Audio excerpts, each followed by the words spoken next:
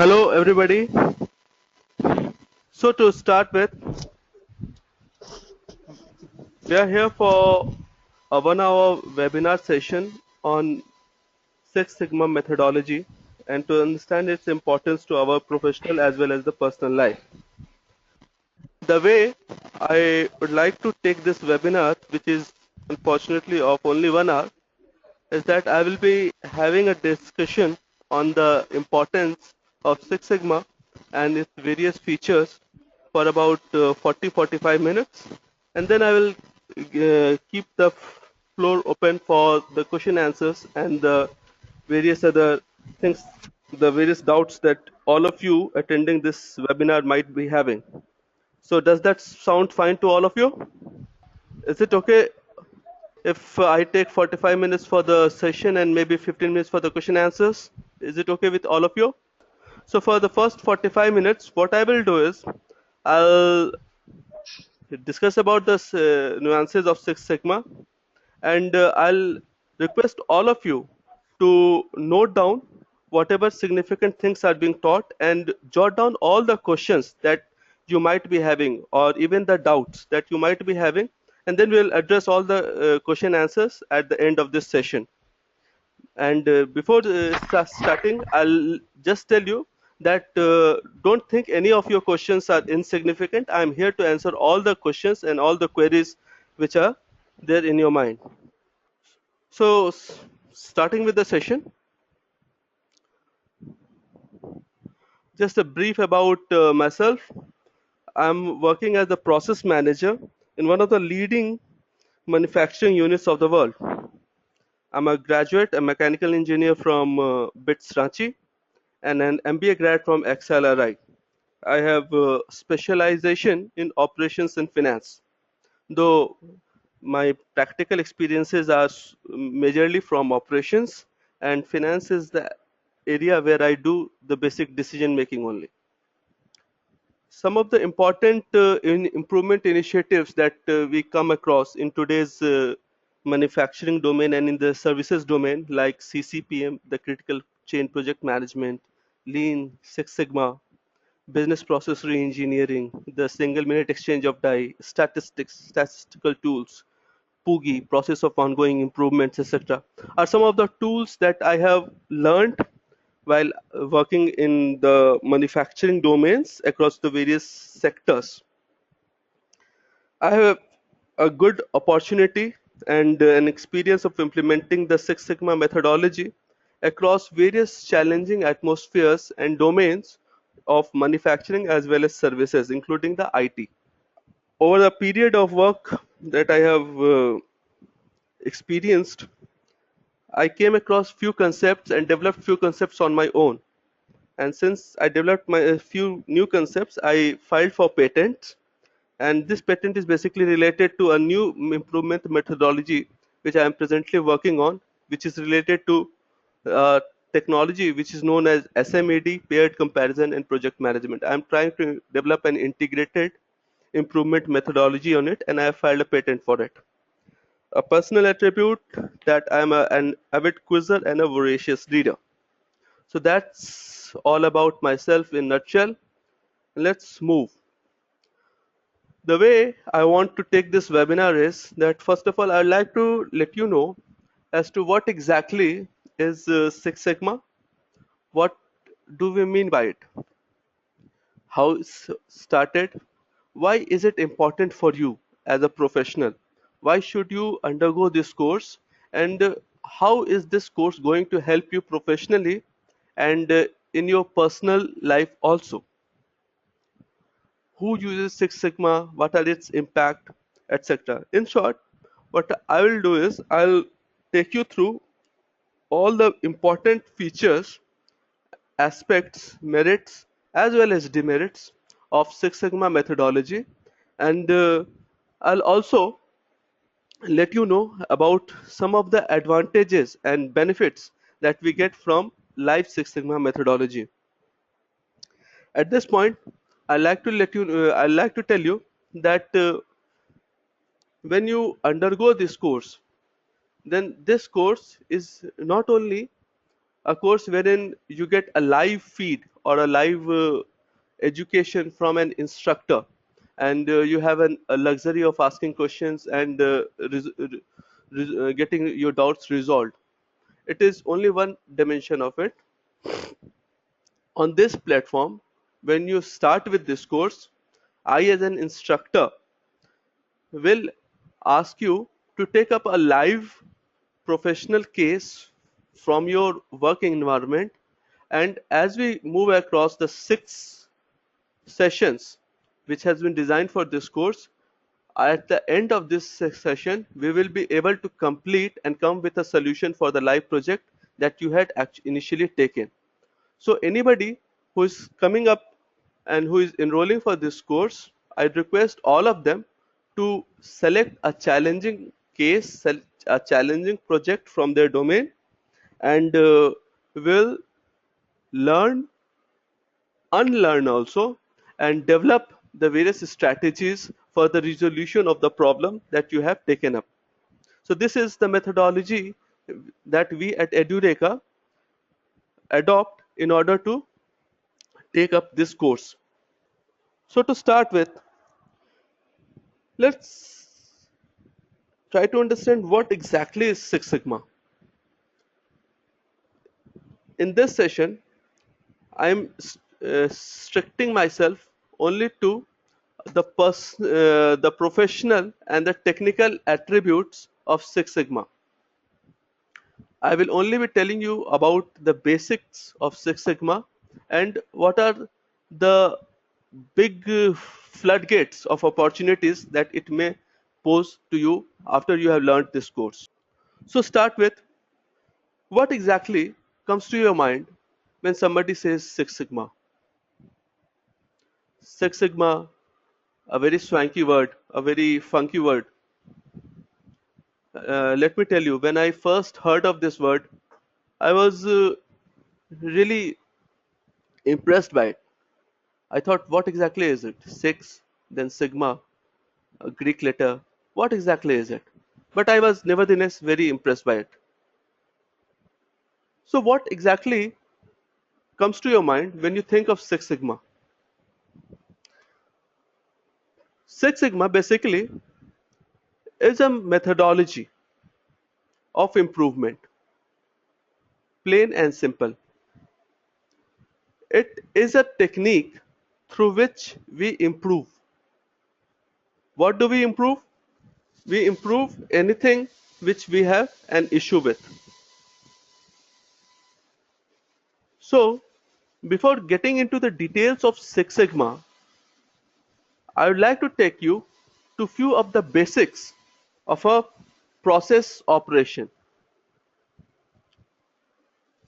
When you are working in a process, when you are working in an operational environment, or for that matter even in a services sector or an IT sector, you will observe that you are surrounded by various processes.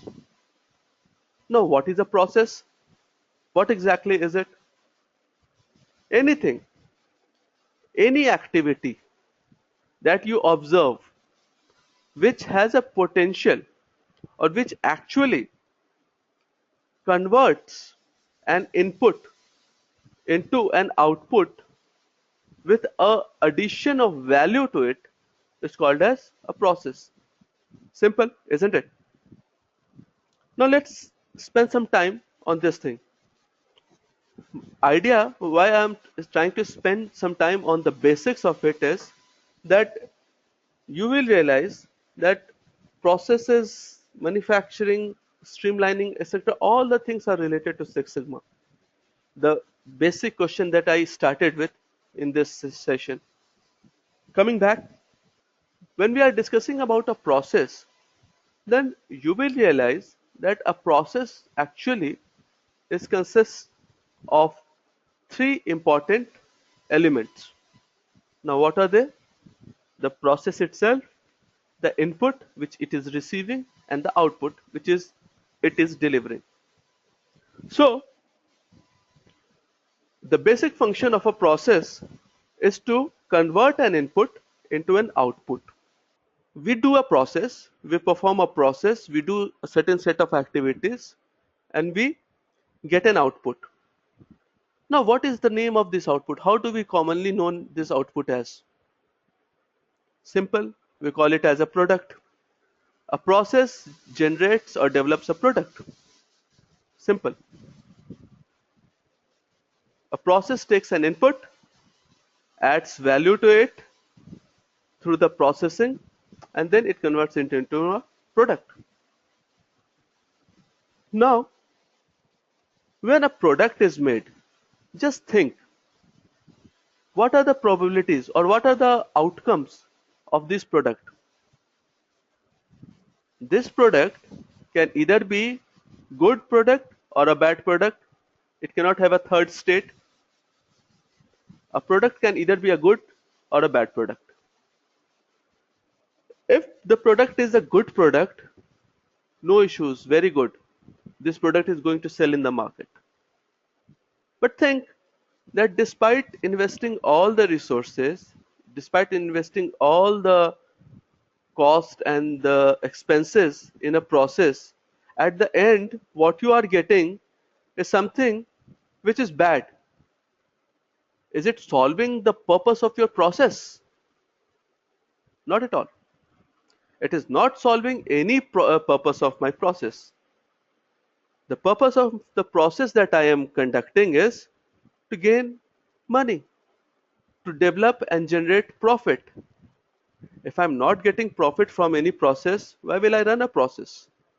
And I'm talking only about the professional processes. I will not run a process. After a few days, if I am churning out bad products, bad products, bad products, and bad products only, what will be the outcome? I will have to lock the entire organization. Tata, goodbye. So now you can understand that it is very, very important and pertinent that we get a good product from a process. A bad product is a bane to the entire process. Now you will understand the importance of generating a good product from a process.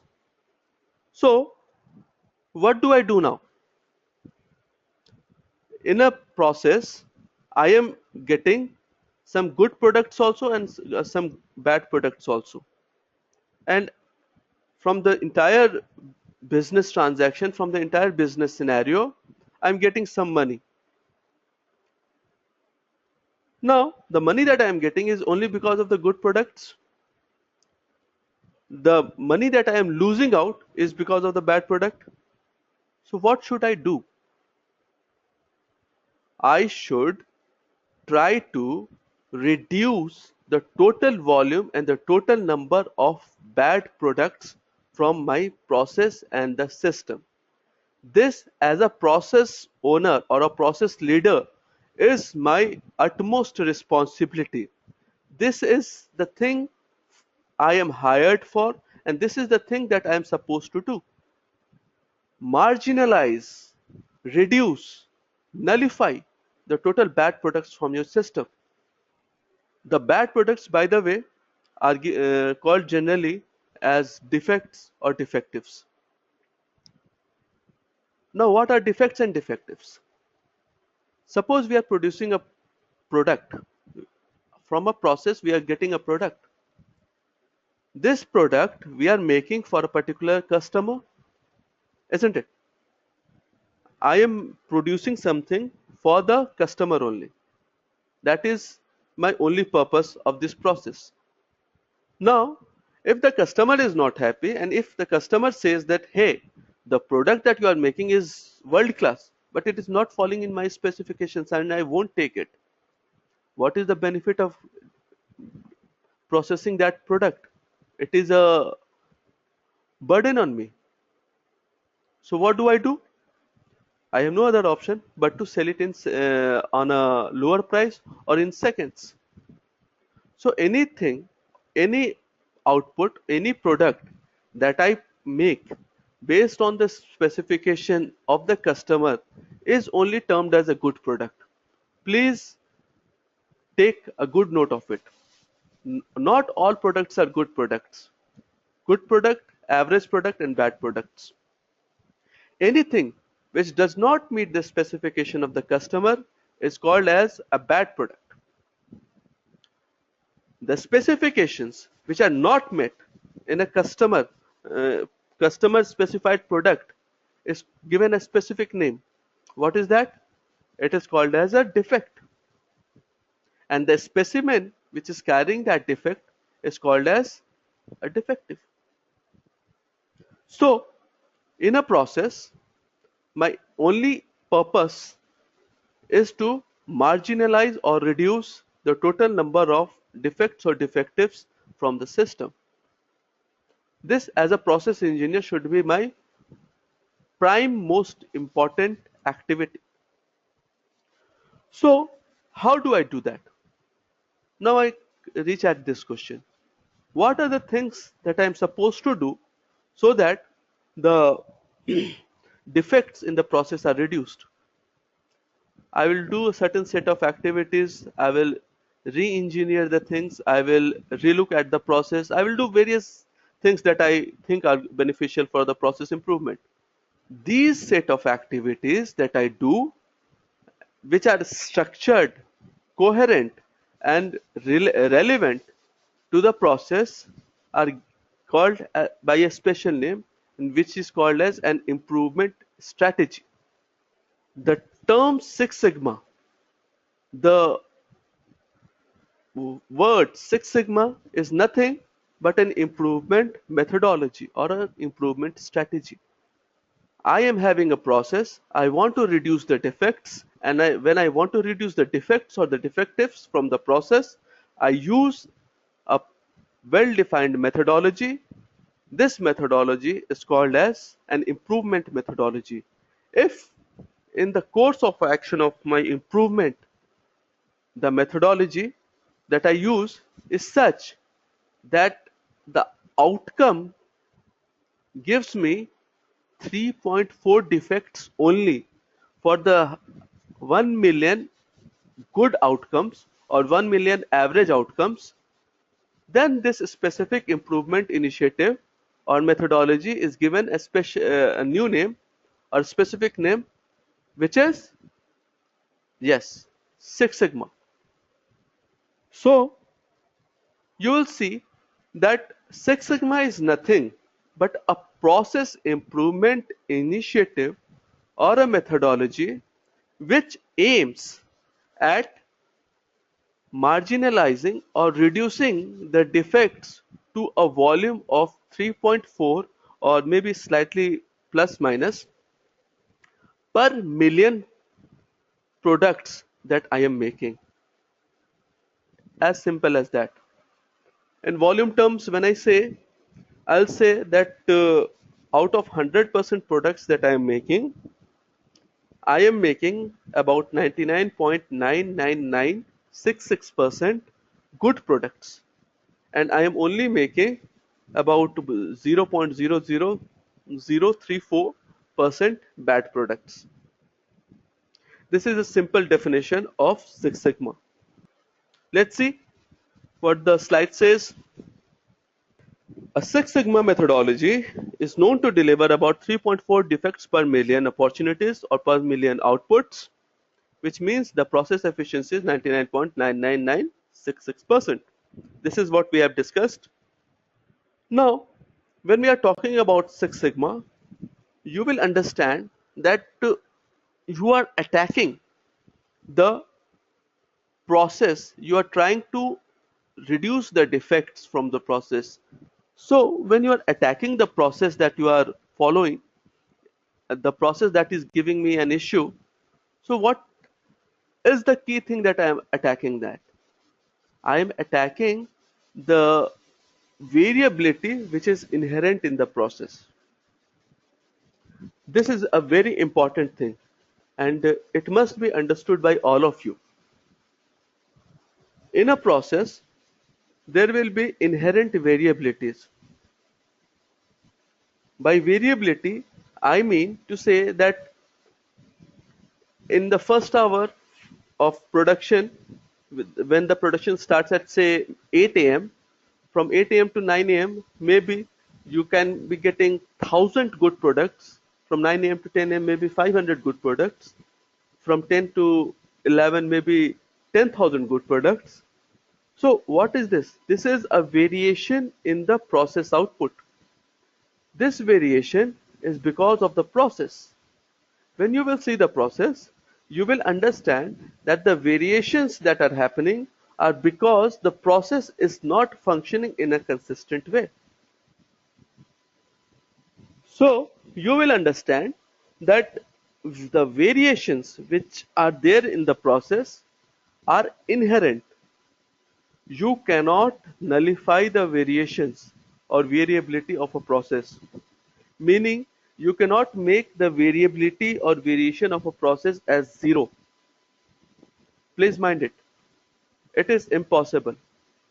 So what is the best thing that you can do? Very simple.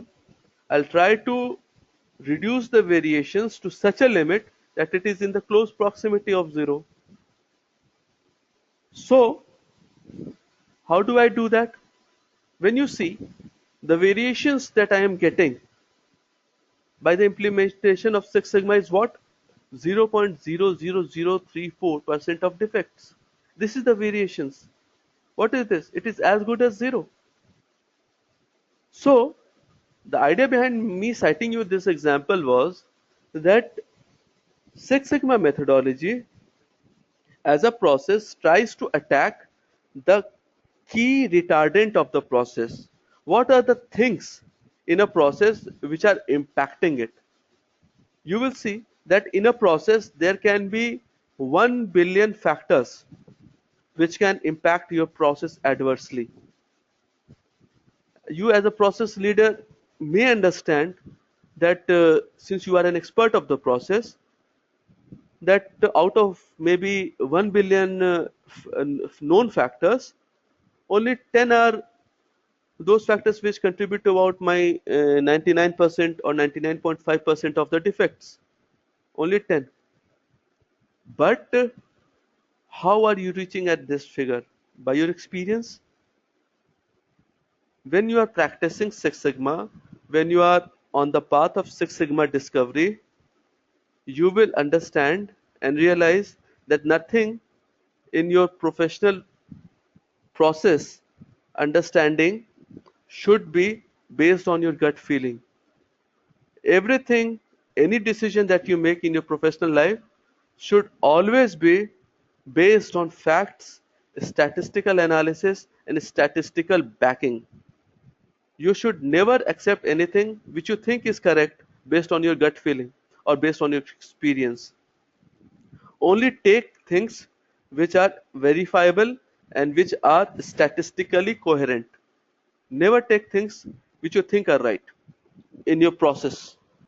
In short, what I'm trying to say is whenever you are trying to analyze and whenever you're trying to understand a process, you should be driven by the process analysis, process analytical tools, and process statistics. These are all the things which come under the gambit of Six Sigma methodology. When you are practicing a Six Sigma methodology in your project, this methodology will give you a pinpointed direction in which you have to focus your resources in so that you can exploit the main cause of issue in your process. Out of 1 billion reasons, the Six Sigma methodology will point to you and find out the one or maybe at most two or three most important contributors to the failures of your process. And it does not stop there itself. It will not only tell you about the causes, the most vital few causes, it will also tell you how to resolve it. Don't resolve any problem based on your gut feeling, as I've already said. Resolve the things as if you are resolving based on the statistical inputs that you have got. Six Sigma methodology will let you know which tool to select in order to attack negate and nullify the causes. It will give you out of plethora of various tools that we have in the management process control systems. It will give you one or two important tools that you should use. All these things will be covered by me in detail in the course. I'm just giving you a brief up of what are to come. So Six Sigma methodology will let you know the important tools that you should use. All tools does not fit all. All the tools have a specific significance and they have to be used in specific conditions and for specific cases also only. We will discuss about the details of the tools and other things when we start with the course. But I'll tell you that Six Sigma identifies the problem for you. It tells you the tools for you. And after it has told you about the tool that you should use, it goes a step further. It will now tell you what are the measures that you should take so that when you have climbed up to a higher level of excellence, then you should sustain yourself on that higher level of excellence itself. You should not come down.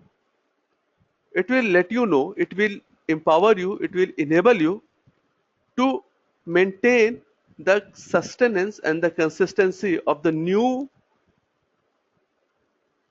benchmark that you have achieved after the implementation of Six Sigma process. Apart from this, when you deal into the details of Six Sigma, you will also develop a good understanding of what your process is, how exactly should you define a process, what are the things that are important for a process, and what are the things which appear to be important for the process but are not at all important for the process and which you should take out. So it actually gives you a wisdom of choosing between the important and the not important. Apart from this, few of the benefits that you can get from Six Sigma are that your process time will be reduced. It will reduce the cost because as we have already discussed, since the number of defects comes down, therefore your entire profit will come up because the customer is paying you more. So in nutshell, some of the important things that we have already discussed. Six Sigma is a measure of consistency. It will give you the tools and it will enable you to maintain a particular level of consistency. It will tell you how exactly you should be measuring your process so that you do not commit mistakes. It will tell you what are the things and how should you measure your process so that the important data is not missed. It may so happen that you might not be able to channelize the data that you have. Suppose you are getting a data which is of yes and no type. This type of a data is a discrete data. But Six Sigma has a methodology. Six Sigma has a process which lets you know that even if you get a discrete data, how you should move forward and how exactly should you analyze, get a sense of the data. So it will enable you with those things. Apart from this, it will give you various analytical tools. It will let you know how you should analyze a thing. You should not analyze a thing based on your analytical tools you are comfortable with. It will tell you and let you know the tools which are most relevant and most important for the issue at hand. You will have to make a choice, and that choice will be facilitated. That choice of the choice will be facilitated by Six Sigma methodology. My only request to all of you will be that whenever you are starting with a Six Sigma process, you have to be very genuine and you have to be very true to the process. Never underestimate the power of Six Sigma and never try to bypass any of the steps of Six Sigma. Try to adopt Six Sigma with all its purpose and in the real spirit, and you will be surprised with the results. It is a discipline change we have already discussed, and it is a business strategy. When it started, this is something that is related to history. I don't think it is too important, so I'm skipping it. Let's see what Jack Welch has to say about Six Sigma. Jack Welch, CEO, the propagator of Six Sigma, the father of Six Sigma in America, used to say that Six Sigma is the best training that an organization can give to its employees. It's even better than sending them to Harvard Business School. I think in the present scenario, when the entire world is running towards Six Sigma, his views and his statement is very, very correct. This gives you a focused understanding of the problem that you are facing, and hence it is an effective learning. Unlike in Harvard, where you get learning of all the diversified and all the area of management education, Six Sigma will try to attack your key issue area and it will resolve the problem for you. Now let's see in few of the cases what are the miracles that Six Sigma has done. I'll just take a few cases.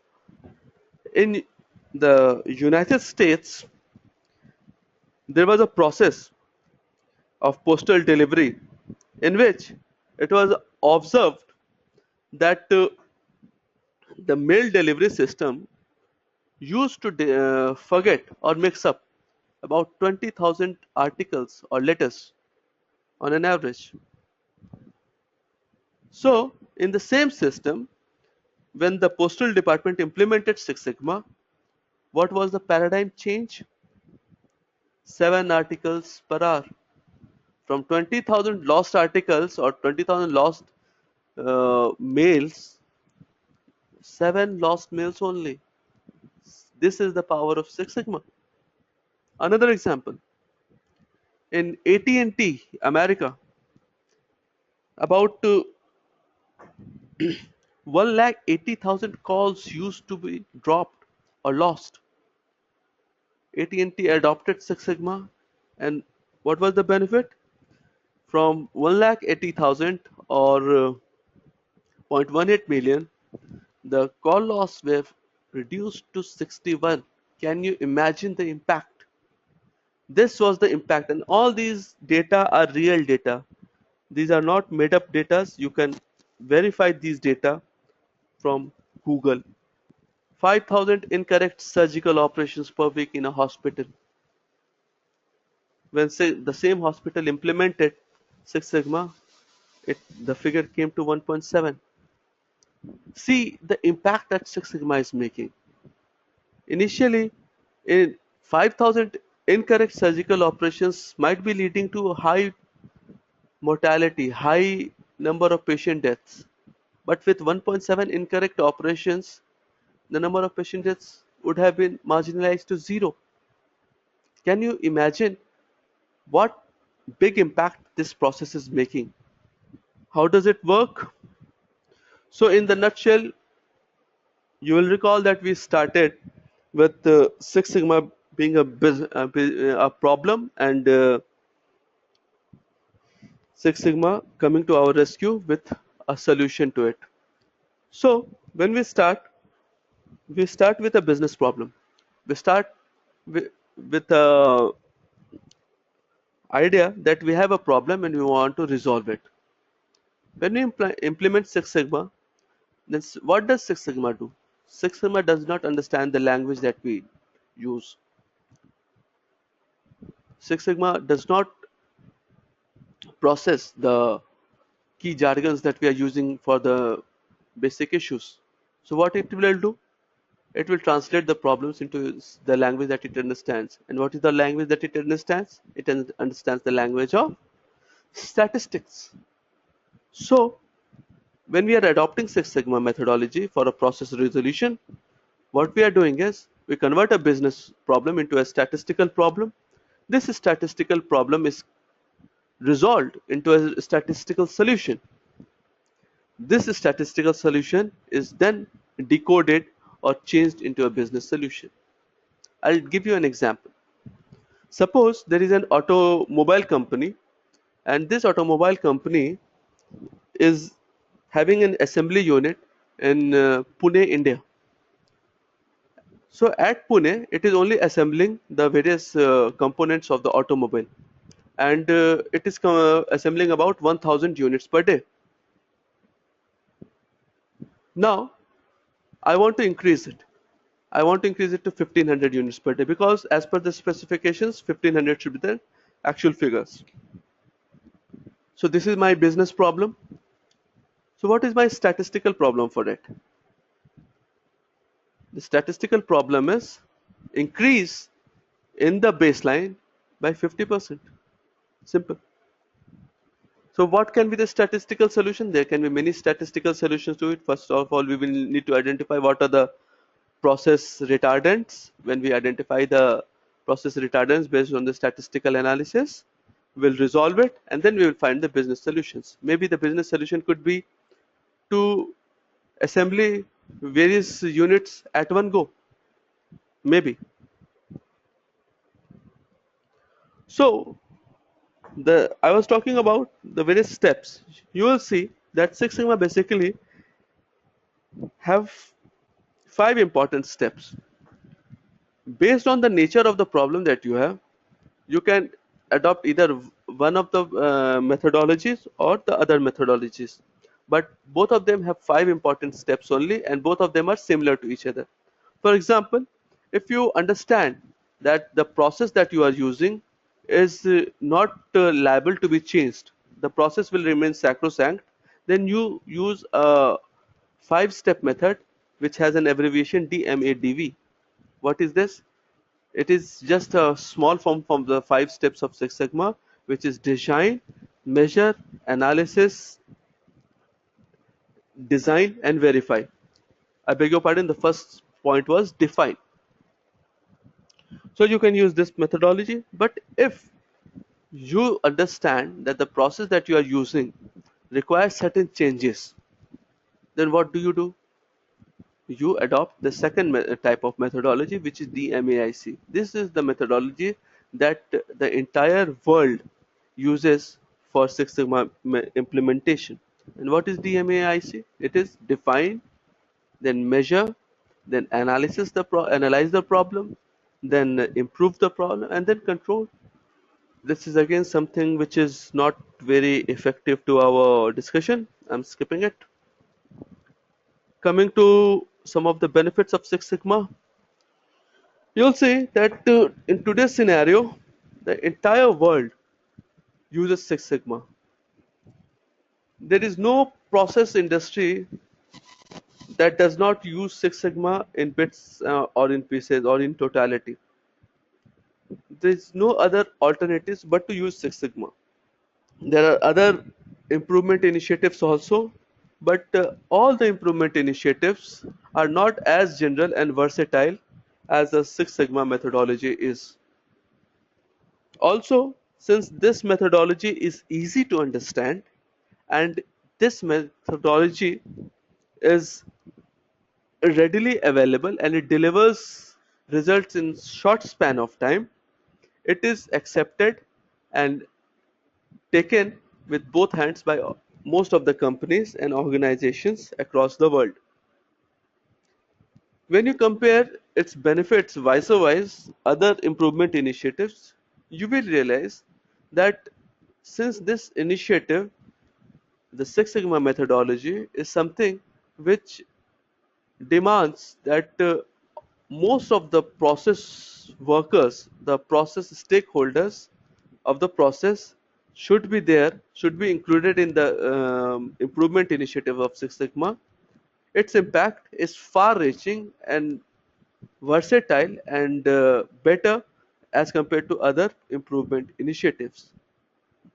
Other improvement initiatives, you will realize and you might have observed that they are focused, pinpointed, and localized. While Six Sigma methodology is a methodology which is not localized. It tries to reduce the variability from the which are being caused from the inherent causes or the laggards which are there in the system. So its impact is naturally bound to be greater than those of the other improvement initiatives. Secondly, since the benefits, the financial benefits which we get from Six Sigma is far more than that being applied by other improvement initiatives, we adopt it. In a Six Sigma methodology, please note that we don't require any additional investment. In most of the cases, I'll go and say that in about 99% of the cases, there is no additional cost which is incurred. It tries to impact the process, it tries to modify the various malpractices in a process. It just tries to identify them and takes it away. It is as simple and as plain as that. So, when you are implementing a Six Sigma process, I would request all of you to keep it as simple as it can be, but adhere to the various requirements of this methodology. Never compromise with the requirements which are there in this methodology, but at the same time, just try to keep it simple. Don't overdo the things, and you will get your desired results. So this is again something which we have discussed. What are the benefits? You'll see that the wastes from the system are reduced. Customer is happy since I am delivering him on the time, right quantity, right material, right time, right volume, everything I am delivering. So he is naturally bound to be happy and elated. My sales will increase naturally. My expenses will reduce. My organization productivity will increase. Cycle time will be reduced. The employees will be happy since they are delivering more in the same given amount of time. And since the productivity is increased, therefore there is an entire environment of positive profit optimization or maximization by the application of Six Sigma. Some of the examples who have benefited: GE, who was the pioneer of Six Sigma in America; LG, pioneer of Six Sigma in China. Any idea who is the pioneer of Six Sigma in India? It's a small telecom firm by the name of Bharti. Airtel started with the Six Sigma methodology way back, but others caught up. But in India, one of the few initial proponents of Six Sigma was Bharti Airtel. See some of the examples. G benefited by 2 billion USD. LG benefited by a 850,000 USDs.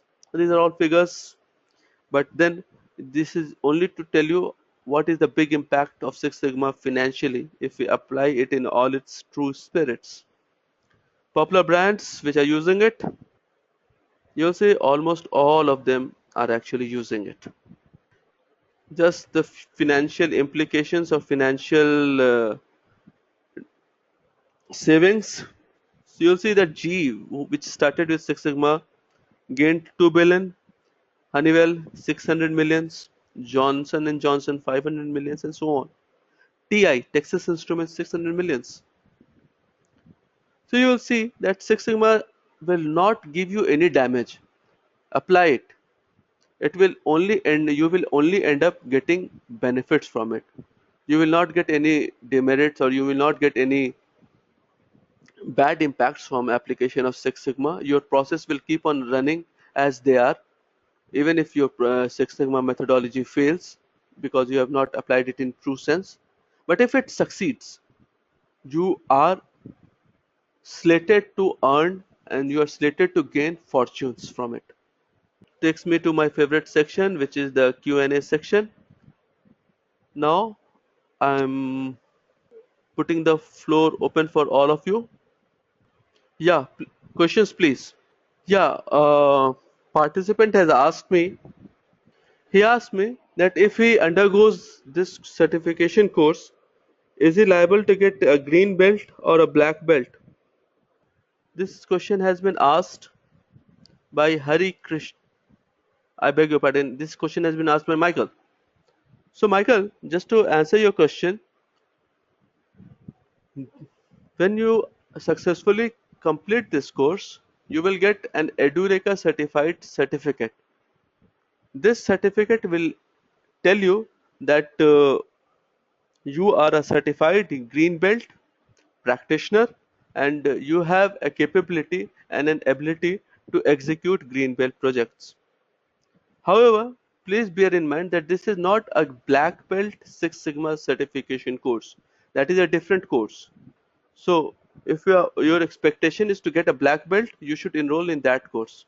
This is only for an intermediate Six Sigma course and which is green belt.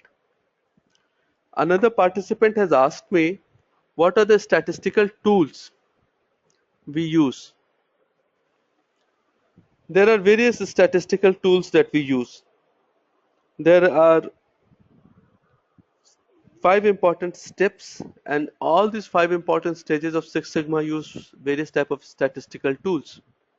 So the statistical tools that are used in the control phase are the basic statistical tools like Pareto analysis, maybe histogram, maybe the cause and effect diagram, the value stream mapping, etc. There are about 30 statistical tools, out of which we will be learning about 15 statistical tools, which are important. When you come to the control and the improve phase, you will get to know that the statistical tools that we use are quite different from that which was used in the analysis phase. The statistical tools that we generally use in these terms are the various charts like the C chart, U chart, P chart, the progression, regression. There are various statistical tools. So just to answer your question, the statistical tools are many, but based on the purpose of the part of the project, they are applied. A participant has asked me as to what statistical tool he or she might use in a hospital industry. Am I right? Okay. See, there are no ready-made solutions to a statistical tool used in a hospital industry or a service industry. It will totally depend on the kind of problem that you are facing. If the problem that you are facing is not concrete, if it is discrete, when you cannot fathom the intensity of the problem, there are various statistical tools like the P chart, C chart, U chart, etc., which you can use. However, if you have understood and the problem that you are facing is simple, then use the statistical tools which are there in lean methodology. The various things like 5S, etc., are some of the control things that you can use. In my classes, generally, I suggest students to use the Pareto chart and the progression and regression analysis for their Six Sigma methodology. Again, a similar sounding question. One of the participants asked me that he is from a software background and how can Six Sigma help him? My friend, if you are listening to this webinar, you will understand that even if you are working in an IT industry, you might try to understand that since it is not a production oriented environment, it is more of a service oriented environment, Six Sigma might not be beneficial for you. This is a total wrong misconception. Six Sigma tries to impact the issue that you are facing. So even if you are in a software environment while you are testing a problem, so you will first of all have to identify what are the issues that you are trying to get. What are the issues that you are facing? Are these issues which are quantifiable or these are not quantifiable? Are these issues which are known, for which the solutions are known or not known? So based on various facets or the nature of the problem issue that you are having, you will have to use a particular set of statistical tools.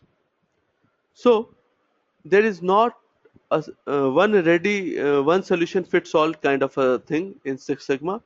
You will have to get into detail in order to understand what exactly is the nature of your problem. Even if you are working in an IT industry, only when you have understood the nature of your problem, then only you will be able to select the most important tool.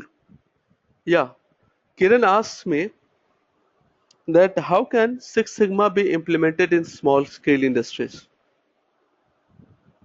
Kiran, if you are listening to this thing, first of all, I will appreciate that it is a good question. You've asked a very relevant question. Six Sigma, generally, when we are talking about, we talk about large scale industry and large impacts. But Six Sigma, when we talk about a methodology, up to this webinar session, you might have understood that it has nothing to do with the size of a company. What it has to do is the nature of the problem that you are facing. Even if you are facing a problem which is minuscule, but a multiple occurring problem, Six Sigma will be helpful to you. So it does not matter if your industry is small, intermediate, or large. What matters is that you have a problem and you want to resolve it. None of the industrial problems or none of the problems from the services sector are such that which cannot be resolved by Six Sigma. So particularly in a Six Sigma process, in a small scale industry, generally the problems that I perceive and that I have observed are related to the raw materials or the output quality. So if we look from a Six Sigma point of view, then the statistical tools like Pareto analysis, etc., will be very, very beneficial and impactful to the problem of small scale industries.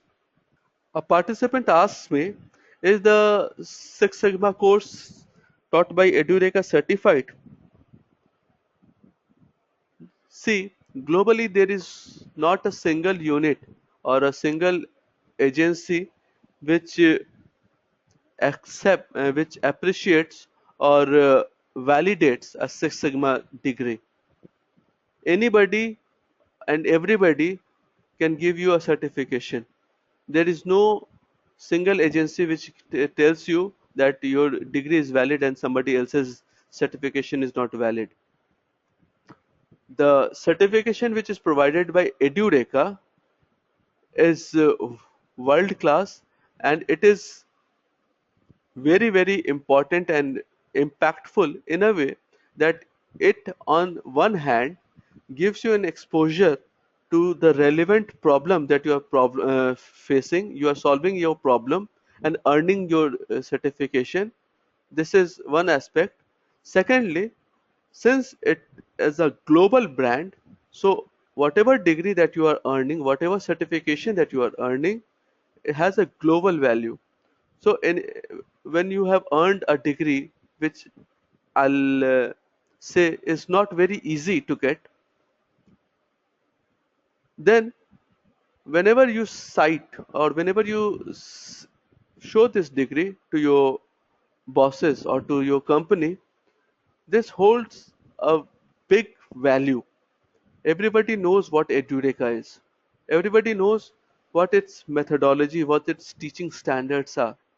So when you are getting a degree from Edureka, you are actually getting a world-class degree. And since there are no certifying agency or validating agency worldwide, therefore this degree that you are getting from Edureka is as good as a global degree. Let me take few more questions.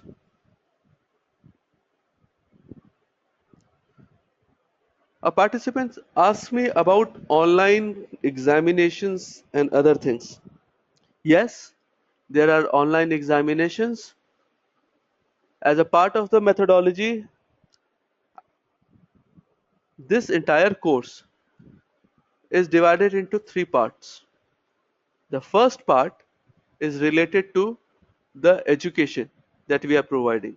The second part is related to the checking of the education and the checking of knowledge that you have inculcated. This is checked with the help of online quizzes. There are series of questions, and Edureka will give you various online questions. When you enroll in this course, a home page will be made for this course as per your name, and you will be given an authority to come to that home page of Six Sigma. When you come to that home page, you will have access to all the reading and the learning materials and the manuals, and you will also have an access to all the questions and the other resources that this course carries.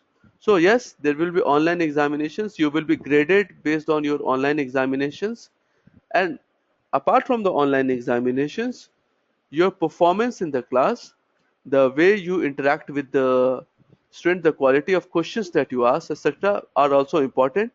And lastly, you will have to furnish a project which will be given by me to you at the start of the session or the start of the modules. I will give you a very simple problem, and across the journey of this learning, you will be expected to resolve that problem. By end of the sixth module, you will have to submit me the homework, and based on the performance that you have delivered in the homework, I will grade you all. So yes, this is as good as direct interface learning, and it is only that we are not face to face, but other things are same as in a classroom.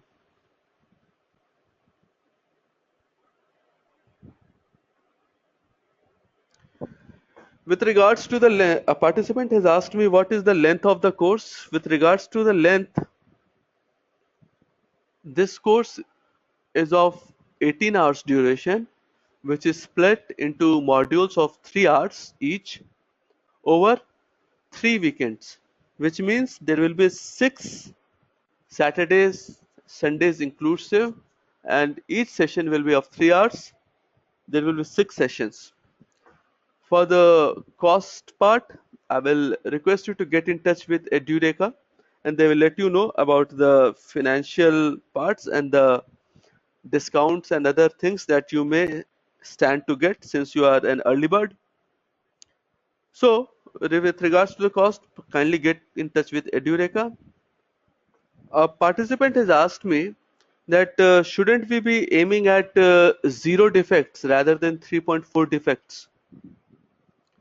As I told you in the starting of the course itself, we cannot completely marginalize or nullify the variability or the variations from a process. There will be few variations and variabilities which will always be there. So getting 0 defects from a process is ideally impossible, but yes, we can get as close as we can. There are few industries which are practicing 8 sigma, so it will all depend on what is the level of appetite that you have when you are trying to resolve a problem. You may be happy with maybe even 3 sigma, which is good enough, 92-95% reliability, or maybe go for 4 sigma, 98% reliability. But generally there is no limit to perfection, but then you cannot get 0 defects. You will always have some defects at least. A participant asked me what is the difference between a green belt, a yellow belt, and a black belt. I'll ask a counter question to the participant. What is the difference between class 1, class 2, and class 3?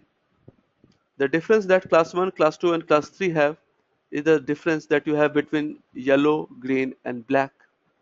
Black is class 3, green is class 2, and yellow is class 1. Beginners, intermediary, and expert. The only difference is the way you approach a problem. Black belt enables you to approach more complex problem with more complicated statistical tools because it understands that you have a basic premise of a green belt understanding of Six Sigma.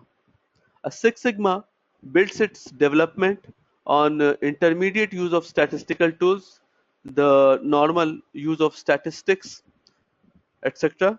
And yellow is just an interpretation of the problem and solving it just like that. Let me take few more questions. Again, a participant asked me how is it helpful to business analysts and the business managers. I think I have answered this question for all of you, but I'll just repeat that in a business, if you remember the slide on which we were talking about business problem and statistical problem, conversion, etc., a business is nothing but a manifestation of the issues and its resolution. You are transacting something, and that is a business. So, when you are a business analyst, you will come across various problems that you are supposed to resolve from a business point of view. You are supposed to analyze a particular business and maybe provide a solution to the issues in it. So, when you are trying to understand the business, when you're trying to understand what are the key issues in that business, then you will have to use Six Sigma. You will have to try to understand what are the causes that are reducing the impact of Six Sigma. So, be it a business case or be it a production case or be it a service case, Six Sigma is applicable everywhere. It is only your understanding as to how you are going to implement Six Sigma. Next question. A participant asked me, should he take black belt course directly or should he go for a green belt and a black belt?